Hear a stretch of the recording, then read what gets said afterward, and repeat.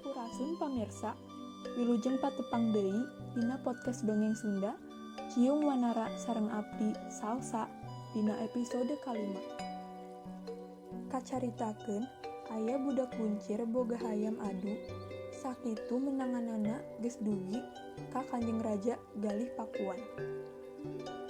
Anjeunna enggal nimbalan para ponggawa milarian budak buncir tea. Nu milarian geus berkaditu berkadieu.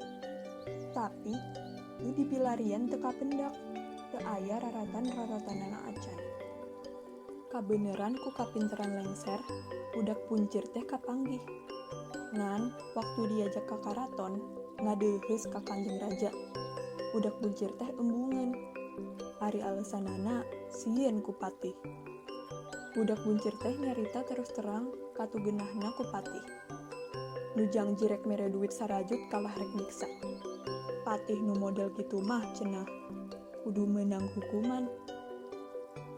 Lengser nyanggupan rek mereskeun masalah eta asal budak buncir daek milu ka karaton. Kacaritakeun sanggeus lengser janji mah budak buncir teh daekeun milu. Barang nepi ka karaton, patih keur araya di dinya. Nempo eta budak buncir panonna burulang-burileng. Tapi teu bisa kukumaha da sieun ku raja. Budak buncir mah nempo patih kitu teh tenang we, siga nu teu aya kakeueung. Saparantos diparios ku raja, enggalna budak buncir terus terang hayang ngadukeun hayamna jeung nu raja.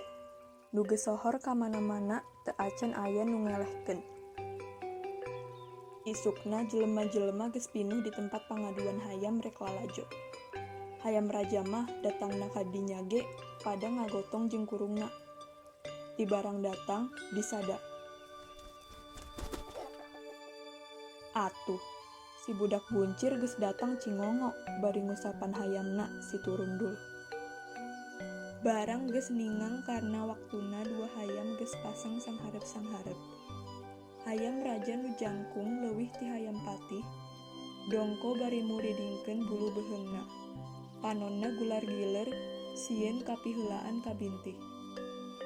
Kecok si turundul sirahna dipacok. Jebetna dibintih. Geur nu lalajo rame, kabeh ngabobotohan hayam nu raja. Ngan dibintih sakitu tarikna, si turundul teu rekrok-rekrok. Manehna gulak-gilek ngamaenkeun huluna, bisi kabeunangan deui. Kangjeng Raja Galih Pakuan imut ngageleunyu ningali hayam aduanana nu sakitu ageungna ngalawan hayam turundul. Eukeur mah leutik, kawas kurang parab deui. Tapi waktu Kangjeng Raja imut kitu, teu kanyahoan kecok hayam kagunganana dipacok jawerna. Jebetna dibintih.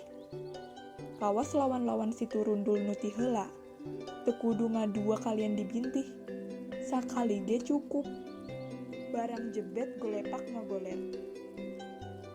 Pamirsa, cekap sakitu dongeng Ciung Wanara episode kalima. Hatur nuhun kana sagala parhatosanana. Diteraskeun deui sareng kanca abdi ti episode podcast anu kagenep.